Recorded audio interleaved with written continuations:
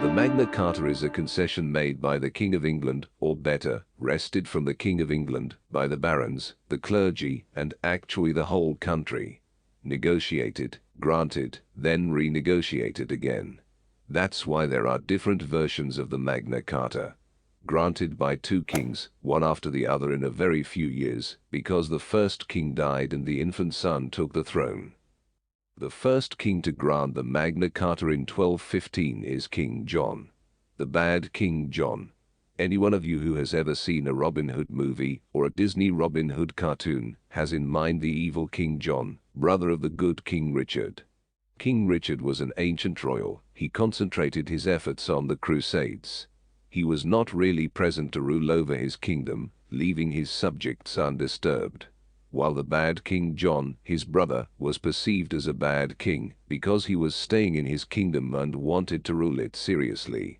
Where governing it seriously meant appointing officials to whom to delegate its power over the territory. During the ancient times, the king only commanded if he was there in person. And, in fact, the medieval kings continually used to go around their kingdom to be seen. Where they were present they were able to collect taxes, impose sentences on ongoing trials, and so on. But where they were not present they could do little. At the time of the bad King John, the kings of Europe were all trying to be obeyed, even when they were not present, by appointing officials. Do you know the Sheriff of Nottingham? The Sheriff of Nottingham is one of the many officials that King John appointed on the territory, with the task of doing justice and collecting taxes. British people hated paying taxes, so a king who seriously tried to get them paid was viewed with hatred and aroused rebellions. King John granted the Magna Carta, then he died. His infant son, Henry, who was very young in 1217, became king. The fact that he was so young was a good thing for the time, because it meant he needed tutors. Of course the barons and bishops of the kingdom were ready to act as advisors and tutors, but there was someone in that Europe who considered his duty to supervise the political life of all the kingdoms. This was the Pope. The Pope at that time was Innocent III, one of the greatest popes in history. Pope Innocent III considers himself the overseer and guardian of all Christian kingdoms. And if in a Christian kingdom there is a child king, the Pope cannot fail to send one of his brothers, the cardinals, to follow the events and advise the little king. The cardinal who is sent is the Italian Guala Bicchieri. Under the tutelage of Guala Bicchieri and the other barons and bishops, the little King Henry grants the second version of the Magna Carta. Why is the Magna Carta so important? The granting of the Magna Carta is truly a fundamental moment in the history of Europe. We live in an age where living in democracy means that presidents of the Republic, monarchs and presidents of the Council can do practically nothing without the approval of a parliament. Up to now this has been the culmination of the history of Europe, but it has been a long disputed destination. For many centuries the history of Europe has seen, from a political point of view, the conflict between sovereigns who wanted to impose absolute power, who wanted to be able to say I am the state, and who did not intend to have to answer to anyone for what they did. And on the other hand, the tendency of the country, or at least of its elites, to want to prevent the sovereign from doing whatever he wanted. This is a long story that begins when the history of the Roman Empire intersects with the history of Christianity, and the Roman emperors become Christians. Constantine, in the 4th century AD. By becoming Christians the Roman emperors can explain to their people that God put them on the throne, and that, as there is only one God in heaven, there is only one Roman emperor on earth. The Roman emperor answers only to God. With God the emperor has a direct line, and therefore, if he answers to God, he must not answer to anyone else. This is the ideology that the European monarchies in the Middle Ages inherited from the Roman Empire. Even the barbarian rulers inherit this ideology. When the king of the Lombards Rothari decides to have the laws of the Lombards written in the 7th century, he writes that if the king wants someone to be killed, he does it, because the hearts of kings are in the hands of God. Therefore, there is a biblical basis for which European kings believe they answer only to God. But during the Middle Ages, at some point, someone questioned this idea that the kings derive their power from God.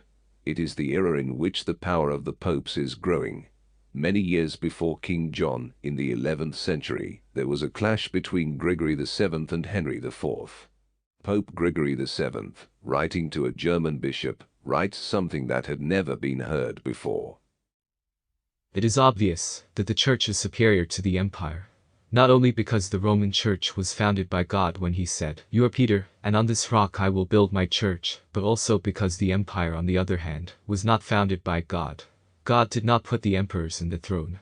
The Empire was invented by the ancient Romans, pagans, who knew nothing of Christianity. It is obvious that emperors and kings are the descendants of those who have stolen more than others, who, pushed by the devil with arrogance, with malice, with murder, with all crimes, have enriched themselves, and they wanted to subdue their peers. Because all men are all created equal. Obviously, the Pope does not want to impose communism. The Pope wants the kings to recognize that their legitimacy comes from the Church, that only by obeying the Church and accepting its advice, sovereigns are entitled to rule. At this point the problem is, how far can the king command? It is clear that the king does not command by the grace of God, even if the king continues to say so.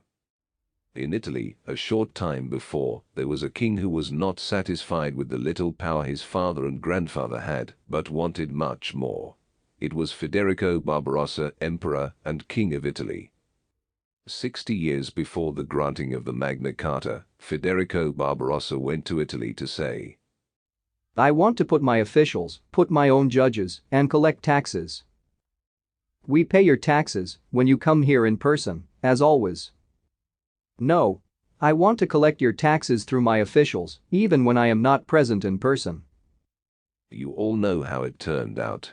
25 years of war, the Battle of Legnano, and the step back of the emperor, who recognizes that the cities have power in Italy and that he will ask for something only when he passes by in person.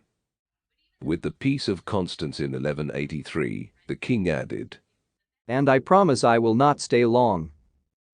This is truly written in Latin in the Peace of Constance. Barbarossa failed, but his grandson, Frederick II of Swabia, will try again. He will fail too, after years of war. The other kings of Europe will all try, and all of them have to overcome the resistance of the country. What is the country? Those who speak loudly are the church, the bishops, and then the nobles, great barons, great feudal lords. They speak loudly because they are the first to be offended if the king's officials suddenly appear on their lands to collect taxes. They find the support of the collective mentality because the collective mentality is convinced that the king must live off his own and must not put his hands in people's pockets. The medieval kings are large landowners, they have enormous possessions and therefore large revenues. This must be enough for them. King John is faced with such a stubborn revolt of the barons and the church, who say, "We speak in the name of the town, of all the free men of the Kingdom of England." Eventually King John is forced to yield. In the first version of the Magna Carta, there are 63 clauses, each of which is a step back from the king. For instance, "I will not interfere in the election of new bishops. I will not force widows to marry." The king says, among many clauses, "I will never impose a request for money in the kingdom without the common approval of our kingdom."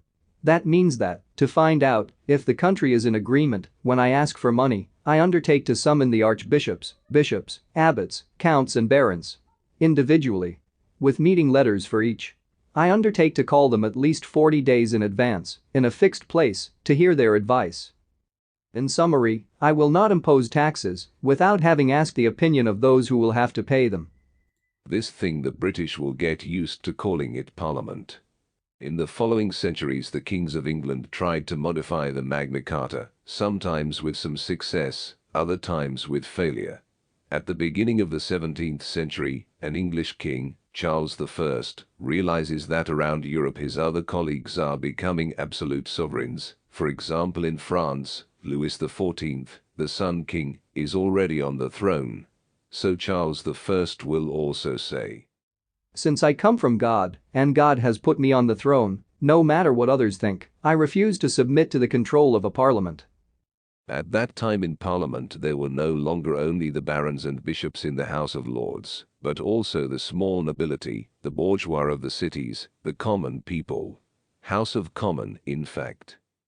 At the first conflict with the Parliament, the king decided to dissolve the Parliament and rule on his own. The Parliament refused to dissolve. Then King Charles decided to dissolve it by force and to recruit troops. The Parliament also recruited troops. The English Civil War broke out. The Parliament won the Civil War, arrested the king, and put him on trial for high treason. By refusing to submit to the scrutiny of Parliament, the king, who was not put there by God, but was placed there by the people, has betrayed his country. Therefore, the Parliament tries the king for high treason, sentences him to death, and cuts off his head. All this is in some way one of the points of arrival, through 1,000 crossroads, of those conflicts that centuries earlier had resulted in the concession of the Magna Carta. Thanks guys for watching. Please leave a like and subscribe. And remember, never invade Russia.